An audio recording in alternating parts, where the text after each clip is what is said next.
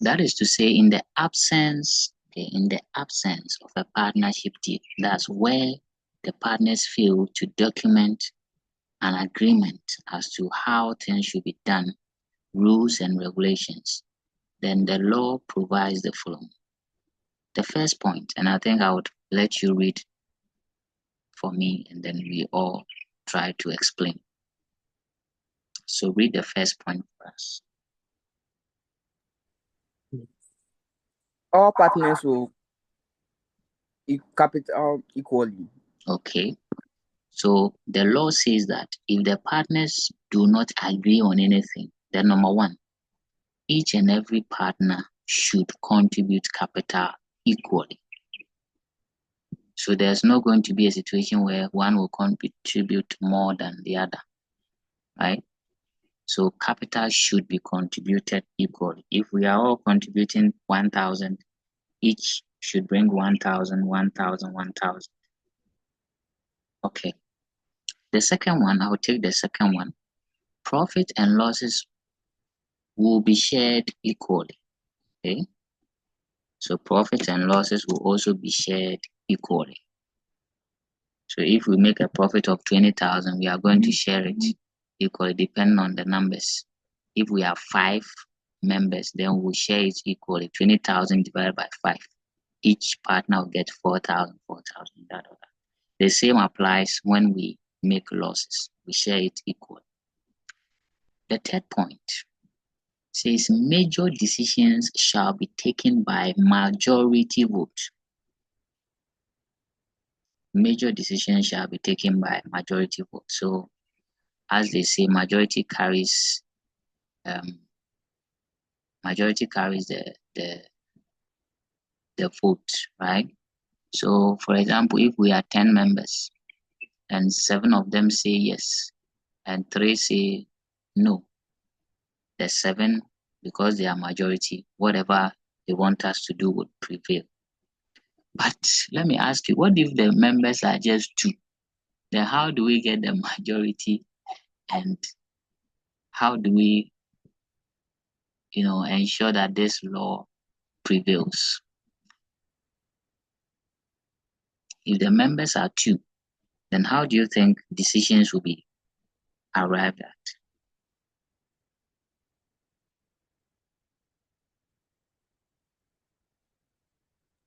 So we use the deed.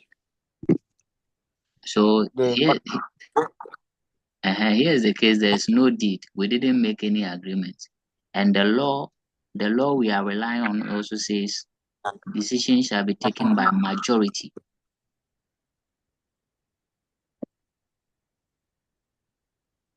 So we'll try to understand each point of view. Okay, that is true. So in cases like that where it could even be that we are 10. Okay, we are 10, but then 5 people say yes, 5 people say no.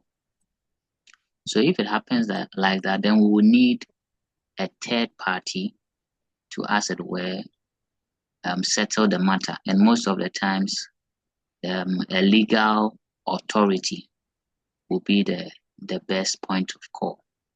So if we have an equal vote, then we will need an authorized person to, as it were, settle the matter. So like you said, of course, you can also go to the extent of maybe reaching a compromise. Okay. However, if the equal vote is the order of the day, then we'll seek an authority, and the authority could be a judge in a court, or as agreed upon by the members who they want to seek that third opinion. Okay. Any question?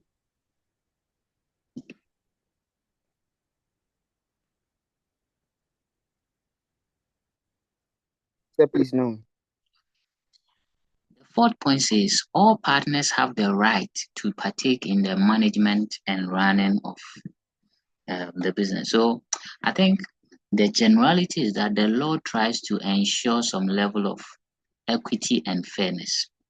Okay, that is why we are all contributing capital equally. We are all sharing the profit and losses equally. So it also makes sense when we say all of them should engage in the management and running of the business. And for that matter, no partner shall be paid salary because we are all working in the business. Okay, so no partner, the law says no partner should be paid salary. The next point says any partner that contributes extra resources, any partner that contributes extra resources in the form of a loan or advance to the business shall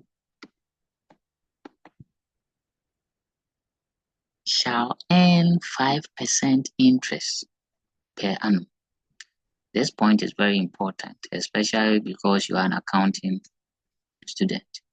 So when partners do not have a partnership deed, the law says that if you provide any extra resource, so after we have all contributed capital equally, if you bring in additional capital in the form of a loan or an advance, then we shall pay you what?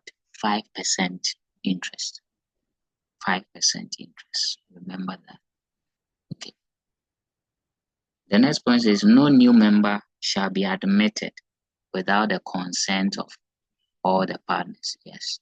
So if you want to bring in a new partner, all the members should agree before it can happen. Okay, so these are few things the law provides. There are a lot of them, but these are few. You can extend the reading by looking at your textbook. I think you have a lot of them in there. Okay. Now let's move to the next thing, which is the types of partnership business. The types of partnership business. The type of partnership business. We'll look at two of them, and maybe we'll wrap up the class with the types of partners. So let's look at the type of partnership business. We are looking at just two, and the first one is general partnership, and the second is limited partnership.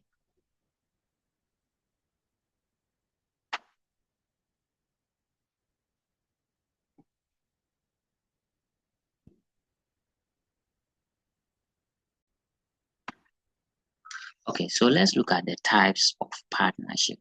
We have two, or we'll discuss two. We have the general partnership and the limited partnership. Limited partnership. Now,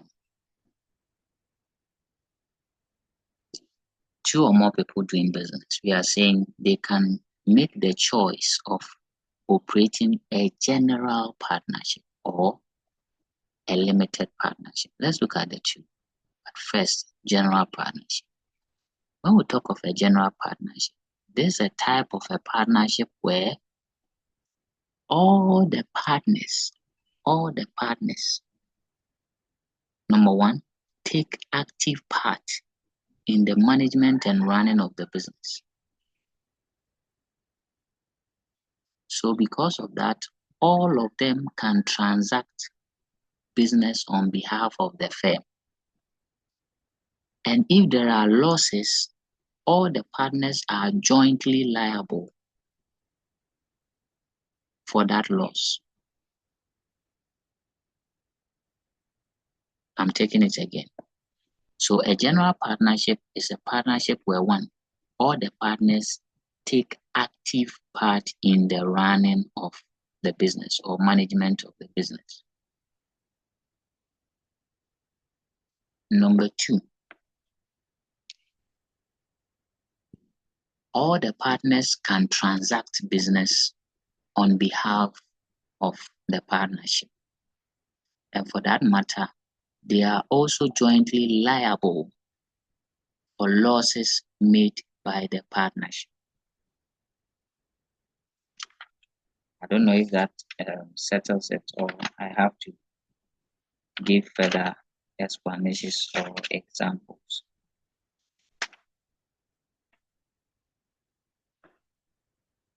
Now, when I say all the partners are jointly liable, what it means is that in the event that maybe the business makes a huge loss, then all the partners would have to get to their private or personal properties, okay, to get funds or raise funds to settle the losses. In other words, all the partners have unlimited liability. When we say members have unlimited liability, what it means is that if there are losses and how much they have invested in the business cannot settle it, they would have to go to their private resources or properties to also settle any outstanding loss. Does that make sense?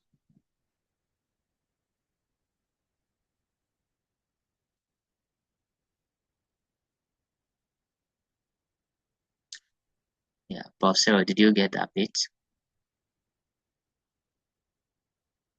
Yes, sir. Yes, sir. I got it. Sorry. Okay, good. Okay, Prof, I say welcome.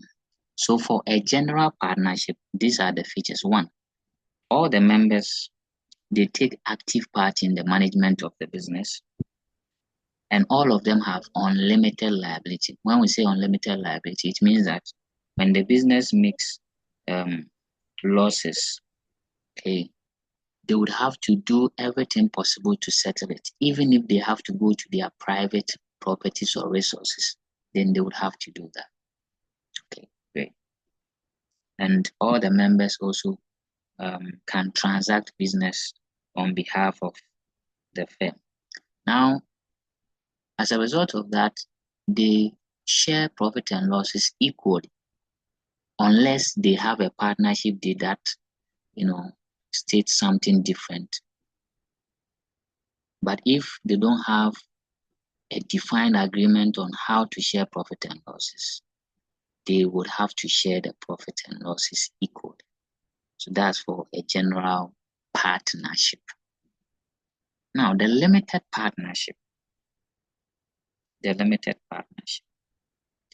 Now, this type of partnership, first and foremost, should be registered under the Limited Partnership Act. Now, if a partnership is limited, what it means is that if there are losses, the members only lose their investment in the business. It does not go beyond that. In other words, their private resources or properties cannot be used to settle the losses. So get the difference between limited liability and unlimited liability.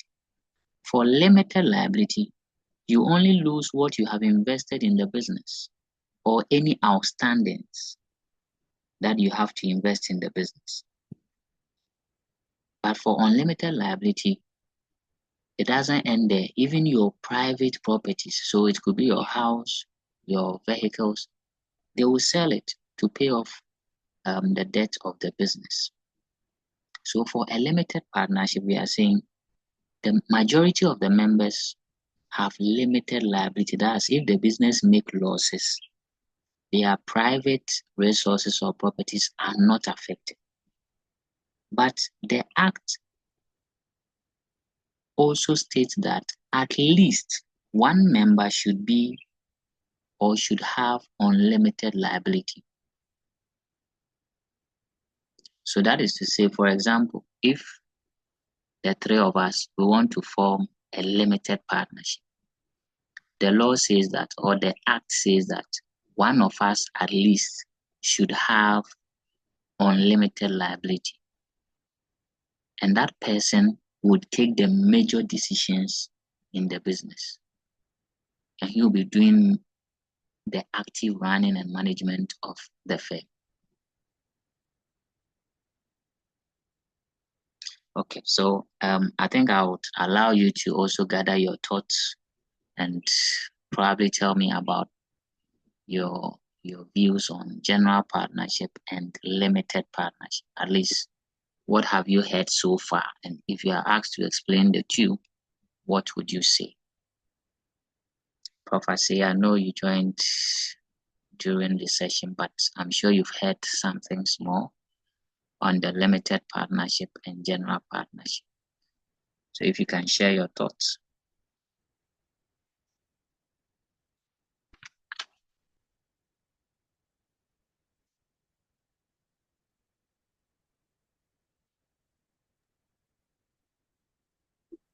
Yes, please. Please, what I heard about, I heard you explaining the difference between unlimited liability and limited liability. And I heard that you said with the limited liability, you lose only what you invested in the business or what you are supposed to invest in the business. But with the unlimited liability, it can even affect your personal and your private assets. Yes, Yes, that is like very your true. car, your house. Okay, that is Yes. true. Okay. So you gave us your thoughts on limited liability and unlimited liability. So let me link the point. So for general partnership, all the members have unlimited liability. Okay, all the members have unlimited liability. That is, if there is any loss or huge losses, all the members at a point, if they have to go to their private assets, they would have to do that. But for the limited partnership, majority of them have limited liability. As in, if the losses occur, they only lose how much they have invested or any outstanding amount they are to pay or invest in the business. When I say outstanding, for example, maybe we started the business and each of us is supposed to pay, let's say, 20,000 as capital, but then I have paid only 15,000. So if there are losses, first of all, if my 15,000 cannot settle it, then the outstanding 5,000 I have to pay, I would have to also bring it for it to be used to settle the loss or debt. But that ends it. My private assets and properties will not be affected because I'm in a limited partnership firm. But one unique feature too is that even though majority of the members have limited liability, at least one should have unlimited liability. So this one, at least one member will take the major decisions and will be doing the active running and management of the business. Okay.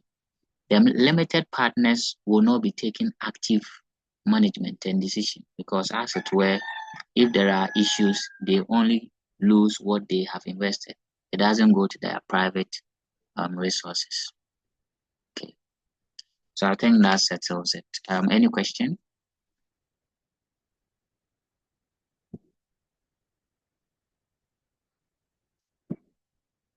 No, please. Okay. So I think we'll look at our final discourse, and that's the types of partners. The types of partners. Dear professors, I think I'll give this to you as an assignment where you go and look at what each of these type of partner is. So we have the general partner, the dormant partner, the nominal partner, the limited partner, and the quasi partner. So I think I'll give this to you as an assignment. Please do it and submit to your personal pages for me to access. And then hopefully when we meet on Friday, that's tomorrow, we'll look at this type of partners and continue our discussions. Professor, you come again? Should we do it today? Yes, I'll be glad if you finish today and submit. Okay. Yeah. So Prof. Cyril and Professor, I'll be waiting for you. And I think you have one case study too in the group for you to assess. Kofi is a Yes. human resource. So please, I think you use the remaining time to attend to these 2 assignments I've given you, so that I'll mark them. Great. But I think today I'll share the videos. I recorded it, so I'll share it. It's been good having you in class, and I hope at least you have learned or picked up a few things. So if there are questions, please, you can go ahead and ask me.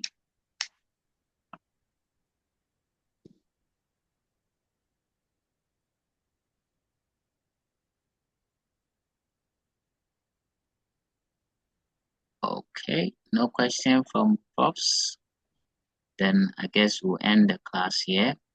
Please use the remaining time, as in the next session, I think that's like 30 minutes, to do the 2 assignments and submit for me.